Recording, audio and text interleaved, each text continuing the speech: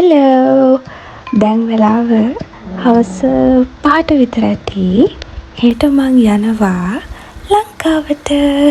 ඉතින් ලංකාවට යද්දි පොඩි බඩගින්නක් ආවොත් මොනහරි කන්න දෙයක් ලෑස්ති කරන ගමන් තමයි දැන් මේ ඉන්නේ. ඊට පස්සේ අපි යනවා ඇහම්දාබාද් වල තියෙන පරණම රෙස්ටොරන්ට් එකකට ඩිනර් ගන්න. ඊට පස්සේ පාන්දරින්ම මං යනවා ලංකාවට. ඉතින් ඒ ජර්නි එකට ඔයාලත් එන්න මාත් එක්ක යන්න.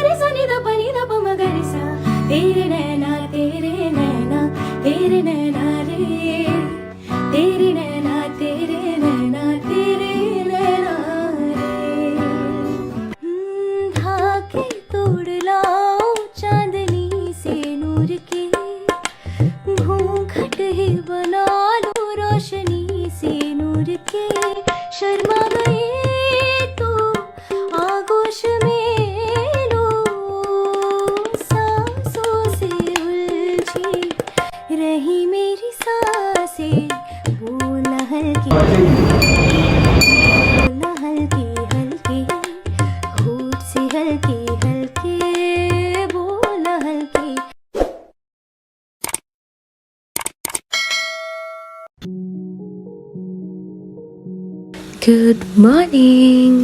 කොහොමද අද vlog එක පටන් ගන්නෙ? හරි. මෙහෙම පටන් ගන්නම්කෝ. මං ගැන කිව්වොත් මං ගොඩාක් travel කරන්න, ලස්සන තැන් බලන්න යන්න, අලුත් දේවල් experience කරන්න හරි මාස කෙනෙක්. හැබැයි මට හිතෙන දැනෙන දෙයක් තමයි ලෝකෙ කොහේ ගියත් ඊට පස්සේ ආයෙත් ගෙදර යනවා කියන එක, ආයෙත් ලංකාවට යනවා කියන හැඟීම ලෝකෙ කොහෙට ගියත් දැනෙන්නේ නැති අමුතුම ආස හිතෙන හැඟීමක්. ඒක ඕනම පිටරට ඉන්න ශ්‍රී ලාංකිකයෙකුට ෆීල් වෙන හැඟීමක් වෙන්න ඇති. මටත් ඒක ඒ විදිහටම දැනෙනවා. පුදුම ආසාවක්, පුදුම එක්සයිට්මන්ට් එකක් හිත ඇතුලේ තියෙනවා ආපහු ලංකාවට යනවා කියන එක ගැන. හරි, ඉතින් දැන් මම ඇහම්දාබාද් වල ඉඳලා මුම්බයි වලට ආවා. මුම්බයි වල මට පැය දෙකමාරක වගේ ලේಓවර් එකක් තියෙනවා. ඊට පස්සේ කෙලින්ම යන්නේ ලංකාවට.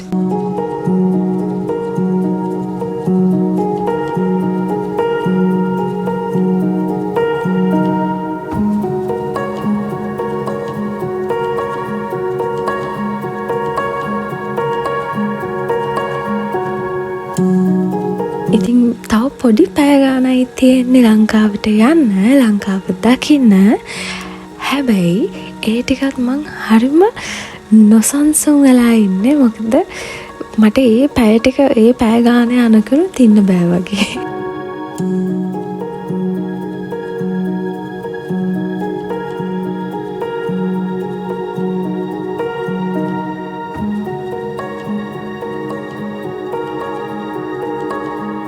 හරි එහෙනම් අපි ලංකාව කිට්ටුවට ගිහිල්ලා හම්බ වෙමු. මොකද මට වෙලාව යනකම් ඉවසෙල්ලක් නැහැ.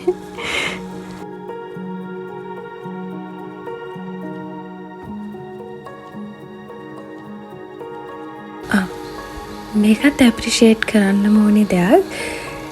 මුම්බායි එයාපෝට් එකේ ගේට්ස් ඒවා මාරම ලස්සනයි. මට වෙලාවකට හිතුණා මම මේ ඉන්දියාවේ නෙවෙයි ලංකාවේ අනුරාධපුරේ හරි පොළොන්නරුව පැත්තේ වගේ ඉන්නේ කියලා. මං හිතන්නේ ඉන්දියන් හිස්ටරි එකත් එක්ක කනෙක්ටඩ් මොනවා හරි ඩ්‍රෝවිංග්ස් ආර්ට්ස් තමයි තියෙන්නේ.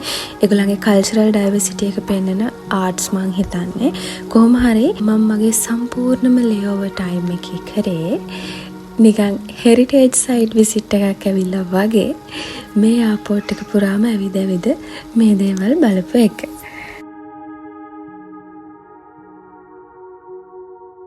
කොහොම හරි යන්න වෙලාව හරි. එහෙනම් අපි යමු ලංකාවට.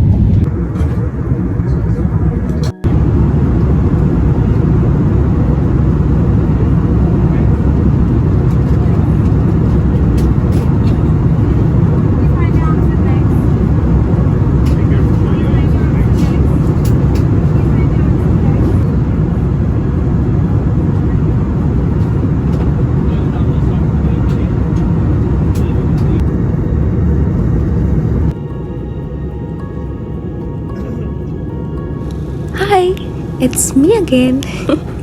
ලංකාවට ඔන්න දැන් කිට්ටු වෙලා ඉන්නේ. මම ඔයාලට පෙන්නන්නම් මුලින්ම ලංකාවට ලං වෙනකොට අපිට ලංකාව පේන්නේ මොන වගේද කියලා. මේ view එක මම හිතන්නේ මම දැන් සෑහෙන පාරක් දැකලා තියෙනවා. හැබැයි කොච්චර දැක්කත් කොච්චර බැලුවත් එපා වෙන්නේ නැහැ. ඔයගොල්ලන් දකින්න නැති අහමදාබාද් වලින් ඊළඟට මුම්බායි වලින් ෆ්ලයිට් එක ටේක් ඔෆ් කරනකොට පේන view එක මොන වගේද කියලා, ලෑන්ඩ් කරනකොට පේන view එක මොන වගේද කියලා බලන්නකෝ. ඒ views එක්ක ලංකාව මෙන්න මේක තමයි අපේ රටේ තියෙන වෙනස. මගේ එහා පැත්තේ හිටියේ ස්විට්සර්ලන්ඩ් ජාතික අංකල් කෙනෙක්. මං වින්ඩෝ සීට් එකේ හිටියේ. එයා හිටියේ මගේ එහා පැත්තේ සීට් එකේ. එයා එබි බලනවා. ආසයි දකින්න මේ වගේ කොළ පාට එයා කවදාවත් ලෑන්ඩ් කරනකොට දැකලා නැහැ කියලා. ඉතින් මම පිටිපස්සට වෙලා එයාට සීට් එක දුන්නා බලන්න මගේ රටේ ලස්සන කොච්චරක්ද කියලා.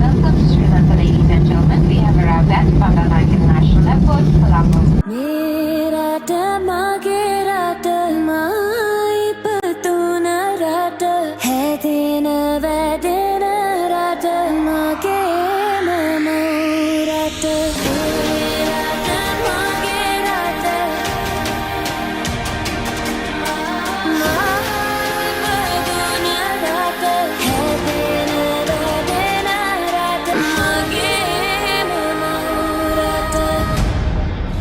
මේ මොනර සාරිය දකිද්දී ඊළඟට සිංහල කතා කරනවා ඇහෙද්දී ඒ දැනෙන හැඟීම වචනවලට කියන්න බෑ. ඒක වෙනම එකක්. ඉතින් මං එන්නේ ගොඩාක් සතුටින්. මගේ ෆැමිලි එක ඇවිල්ලා හිටියා මාව වෙල්කම් කරන්න. හැබැයි එයාලා මාව හොයාගන්න කලින් මං එයාලව හොයාගත්තා. ඒ නිසා මං හොරාට පිටිපස්සෙන් ගිහිල්ලා එයාලව පොඩ්ඩක් සර්ප්‍රයිස් කරා. හැදෙන වැඩෙන රට මගේ මම රට. මං හරි සතුටින් ඉන්නේ. මින් ඉස්සරහට ඔයාලට ලංකාවේ ලස්සන වීඩියෝස් ගොඩක් ගේන්න හිතාගෙන ඉන්නවා. ඔක්කොටම කලින් අපි යමු ගෙදර. ගෙදර ගිහින් මොනවද කරන්න කියලා ඊට පස්සේ බලමු.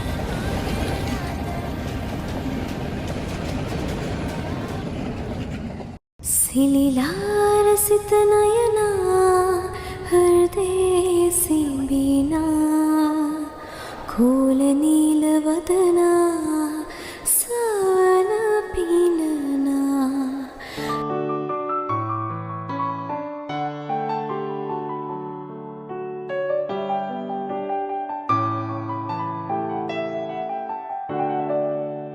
මුදු රාත්‍රියේ පිණි ඇතිරුණු යහනාවේ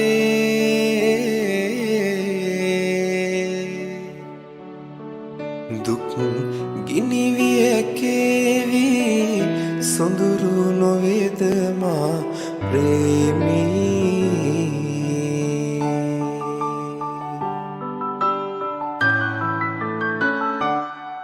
සිලිලා රසිත නයනා හෘදේ සිඹිනා කෝල නීල වදනා සවන පිනනා මේ චන්ද්‍ර සූර්ය නගරේ දූවිලි සරණා සෙවනැල්ල වෙන්න ප්‍රේමී දාය නිවනා ලංකාවට ඇවිල්ලත් ඉන්න ආසම කොතනද කියලා ඇහුවොත් මෙන්න මෙතන තමයි මගේ පුංචි කාමරේ. anyways first things first අපි යනවා පන්සල්. මේ චන්ද්‍ර සූර්ය නගරේ දූවිලි සරණා සෙවනැල්ල වෙන්න ප්‍රේමී දාය නිවනා සිලිලා රසිත නයනා හෘදේ සිඹිනා කෝල නීල වදනා සවන පිනනා. ලංකාවට එනවා කියනවත් එක්කම මට ඊළඟට මතක් වෙන ලොකුම දෙයක් තමයි පන්සල කියන්නේ. මොකද ලෝකෙම බෞද්ධ රටවල් තියෙන්නේ හරි අඩුවෙන්. ඉතින් පන්සලකට යන්න ඒ පන්සලේ බෝධිය ළඟ තියෙන ඒ සිසිල විඳින්න ලංකාවටම එන්න ඕනේ. මොකද ලෝකේ අනිත් බෞද්ධ රටවල් තිබුණත් මං හිතනවා මේ අර ලංකාවේ පන්සලක දැනෙන පිවිතුරු නිදහස් බව වෙන රටවල් වල වෙන පන්සලකවත් දැනෙන්නේ නැහැ කියලා. ඒක මම බෞද්ධයෙක් විදිහට මට දැනෙන හැඟීම.